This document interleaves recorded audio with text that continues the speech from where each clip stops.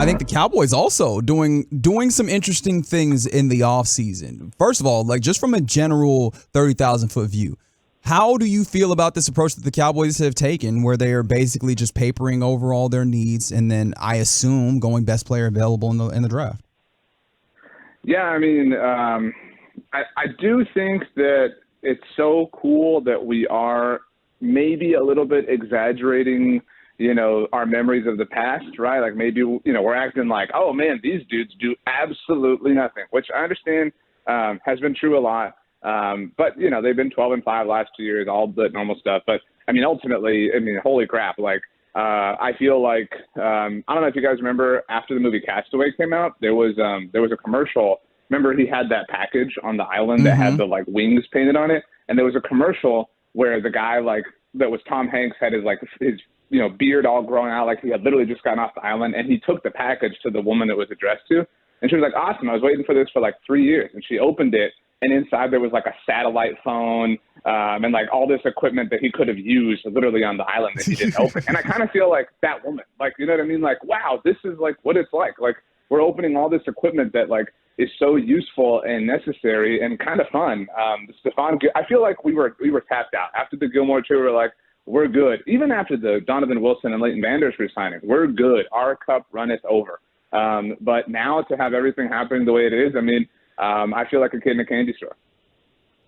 So now, as we spin it forward for this team, based on what they have done so far, what do you want to see them do next? Is there a move or two that is still out there that you could say that this will continue to put them in a better position in the NFC and the NFC East going into next year?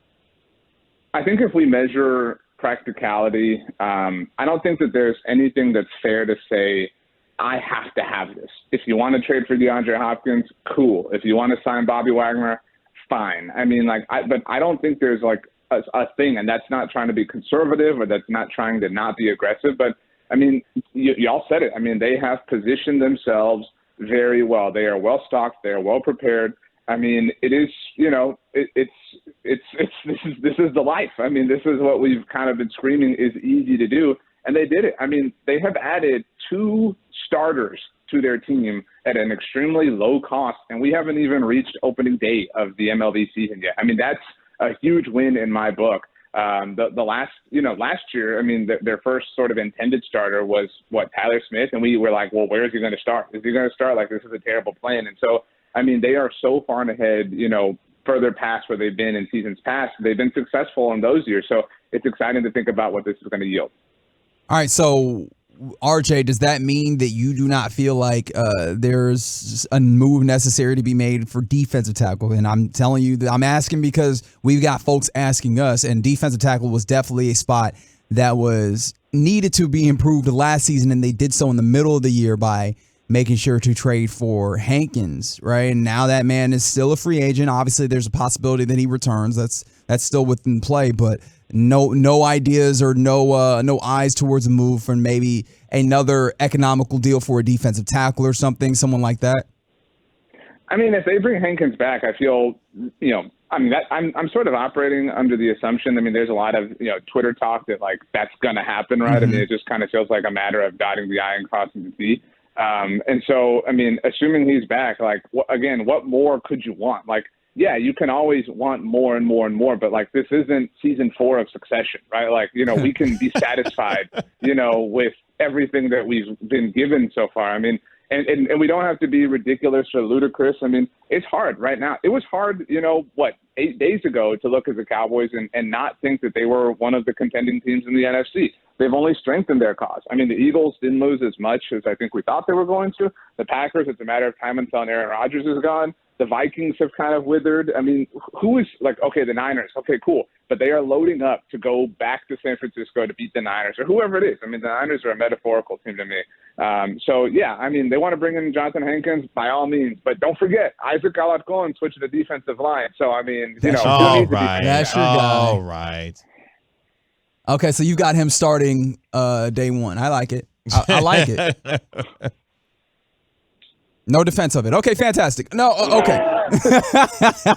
RJ Ochoa, blogging the boys, joining us right here on 105.3 The Fan. Now, RJ, within this context, we've obviously talked a lot about Mike McCarthy taking the reins on this offense. Now that we have all the pieces, you got Brandon Cooks in tow. You've added, you've brought back Rico Dowdle. You have Ronald Jones. Obviously, you could still end up getting a running back. What does this offense look like to you, largely fully formed?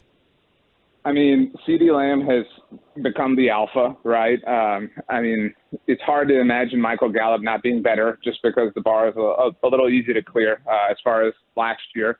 Brandon Cooks, I mean, super quietly, we did a lot of stuff at BTB. I know you guys did too, about how productive he's been. So, I mean, you have to imagine, so even if Gallup is a wash, I mean, I think we all believe that Brandon Cooks is a much superior option to T.Y. Hilton or Jalen Tolbert or whoever it was. And then who knows what you get from Tolbert or Simi Fehoko. I mean, I'm very interested to see what happens at tight end. I don't buy the Dalton Kincaid stuff or whatever, but, I mean, it all is kind of incidental to me. And, I mean, I'm a little bit in the minority, I think, on this take. I know everybody's like, last week it was like, oh, man, how does Dak feel about Zeke and everything? And I'm incredibly sensitive to that, and I'm sure it's very difficult. But I kind of like this offseason that the Cowboys are putting together relative to Dak. Like, everybody's like, well, they got rid of all his friends. Like, Kellen's gone and Zeke's gone and, Dalton Schultz is a guy. I kind of like it. I kind of like ruffling the feathers a little bit and making things feel a little bit uncomfortable. I think about this a lot.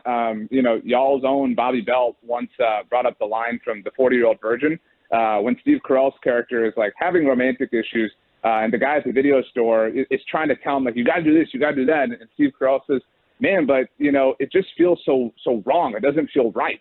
And his friend goes, dude, I mean, right isn't working out for you. Like, maybe you got to try some wrong. And so, like, in a metaphorical sense, I kind of feel like that's what's happening here. Like, shake things up a bit. I'm a fan. It's a great movie. That's a great reference. Well, it was Bobby's. But if you tell him it was mine. Bobby gets enough credit. I don't need to give him any more. We'll just say you came up with the analogy there. Okay, so I'm interested in your philosophy on this as we head toward the NFL draft. Now that the Cowboys have put together some really nice things here so far, via the trade market, are you BPA guy or a BPA guy at position of need when it comes to the NFL draft? I'm BPA guy, non-quarterback BPA. And BPA is also like, BPA is a little bit too short of the acronym that I'm looking for, like best player available within the context of your team and NFL roster building. I don't know what that, acronym winds up being, but so. It's like SHIELD or something, too many letters. Right, exactly. Miss me with the Bijan Robinson stuff, not here for it, whatever. Okay. Like, I mean, I know that we've gone a little bit far with the running back soul matter thing, but I'm fine living on this end of the spectrum after where we've been for the last 7 years.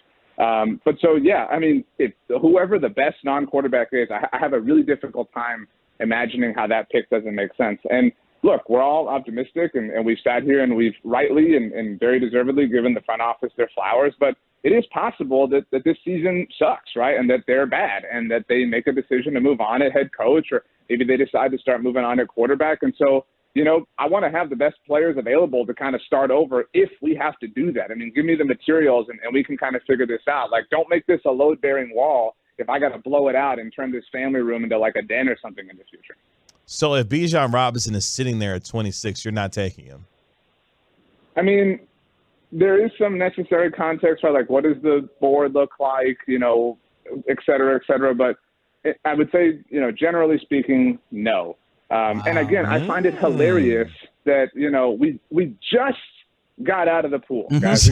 We've been soaking wet, and we just got out, and y'all are like, yo, the lake is right down the road. Let's go for a swim. Man, my fingers are wrinkled. They look like raisins. I need to dry off and get some food. Like, I have no interest in swimming anymore. Yeah, but you don't got to pay the lake $16 million a year. You know what I mean? Like, this is just a little different, ain't it?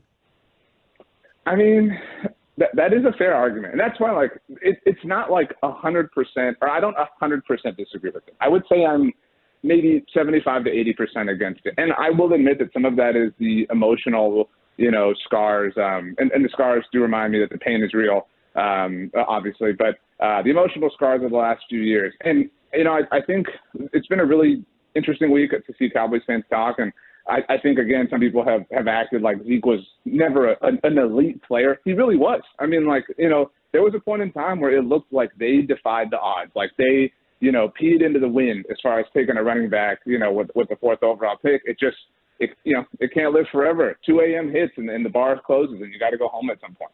RJ, did you do a bracket and how's it looking?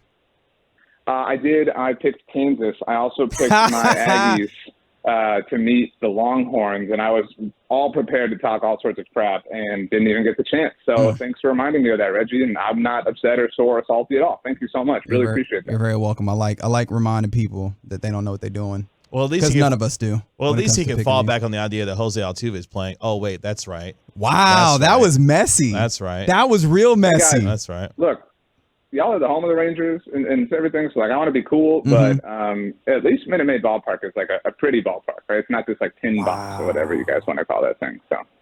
Wow. Well, you come see our food here at Globe Life Field, and I'm sure you'll have something else to say about how good everything is around here. I'm sure the food's great. I'm talking about the aesthetic. What's it look like when they do a drone shot outside? It looks ugly. Okay, we can all admit it. It looks ugly.